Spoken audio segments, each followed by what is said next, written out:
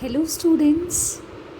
So far we have discussed about Newton's second law of motion, its applications and its importance too, as to why it is known as the real law of motion. In this video, I am going to explain you the numericals based upon Newton's second law of motion. So, we know that the mathematical formulation of Newton's second law says that F is equals to ma, where F is the force applied on the body, m is the mass of that body, and a is the acceleration produced in the body. Okay, so based upon this, we are going to solve the numericals. So here's the first one for you. A motorcycle is moving with a velocity of 90 kilometers per hour, and it takes 5 seconds to stop after the brakes are applied. Calculate the force exerted by brakes when you know that the mass of the motorcycle along with the rider comprises 200 kg. So here the question says that there is some vehicle, okay, that is initially moving with a velocity of 90 kilometers per hour, and after 5 seconds the brakes are applied and the vehicle just stops. You need to calculate how much force you would have to apply to make this velocity of 90 kilometers per hour to zero velocity. Okay, so here we go. We know that force is equal to mass into acceleration, isn't it? Yes. So they have asked us force, and force is equals to mass into acceleration. And mass is 200 kgs, right? And what about acceleration?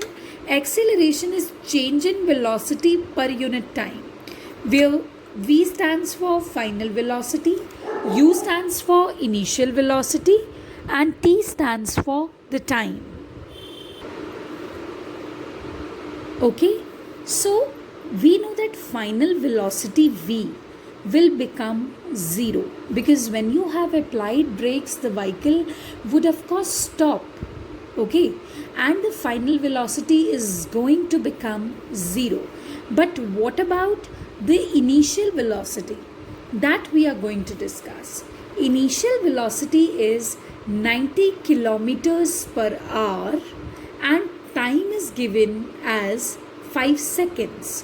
So don't you think that in velocity hours is used as the unit of time, and in this 5 seconds, second is used as the unit of time. So what you are going to do, you are going to convert the initial velocity from kilometers per hour to meters per second. So this is 90 kilometers per hour, and after conversion kilometers can be written as 1000 meter, and per hour can be written as 3600 seconds, because every hour contains 60 minutes and every minute contains 60 seconds. So here we go, this cancels, and what else? 9 tens are 90, 9 fours are 36, 10 into 10, 100, 100 divided by 4, I think it goes as 25 meters per second. Okay, so anyway, put this value of u over here. Finally तो आपको 4 से find out करना है ना. You have the value of t as 5 seconds, you have the value of v as 0 seconds, 0 meters per second, and what about u? It's 25 meters per second. Solve it and get your answer. You will come to know the force that is actually exerted. So I think your answer comes something like minus 1000 newtons. So minus sign stands for the opposing force, which is actually opposing the motion. Anyway, this is first numerical that we have solved. Now we are moving to the second numerical. Just give me a second. Okay, so this is our second question. It's an NCRT solved example also. Try to get it. Very, very important question. So, in this question, you have a mass of 5 kg. Okay? You have a mass of 5 kg, or you can say you have an object which is having mass 5 kg, and the object is moving with a velocity of 3 meters per second.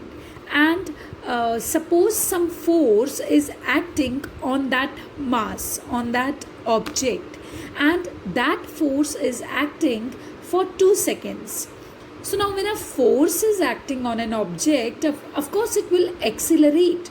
Of course it will change its velocity. Its velocity will be increased when you are pushing something. So what happens, this object of mass 5 kg, suppose it moves here, and now its velocity becomes 7 meters per second, from 3 meters per second to 7 meters per second. Now the first question that they have asked is, tell us the amount of force when you know this stuff. Okay, so first of all I am solving this first part of the question. See, force is equal to mass into acceleration, we know that, and acceleration is change in velocity per unit time. This is final velocity, initial velocity and time. अभी mass कितना है object का? 5 kg. And what is the final velocity? 7 meters per second. Initial velocity 3 meters per second. And for what duration the force acted? For 2 seconds. So 2. So 7 minus 3, just 5 into 4 divided by 2, and the answer goes as 10 Newton. So 10 Newton का force यहाँ पर apply हो रहा है. Okay. And now I am going to move to the second part of the question, which says that if this force is applied for 5 seconds, can you tell us what will be the final velocity of the object? See, I'll explain you once again. There was a force, okay? We don't know of how much magnitude. There was a force which acted for 2 seconds over an object, and that object was moving with a velocity of 3 meters per second, and when that force acted, the object started moving with a velocity of 7 meters per second. Tell us the amount of force, and we have calculated it. Okay, now if the same force is not applied for 2 seconds, rather it is applied for 5 seconds, can you tell us what will be the final velocity of the object? It's very simple. Again the same thing, F equals to ma, right? And F remains as it is, M remains as it is, A remains, A becomes V minus U by T. So F is now 10 newtons, we already know that. M is 5 kg.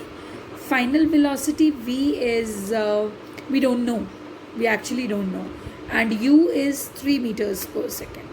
T is now 5 seconds. So 5 cancels with 5. Okay. So V minus 3 is equals to 10. V minus 3 is equals to 10. And V is equals to, take it here, 13. So the final velocity becomes 13 meters per second. So I hope you got the way to solve the numericals which are based upon Newton's second law of motion. Now I am giving you 2 to 3 numericals.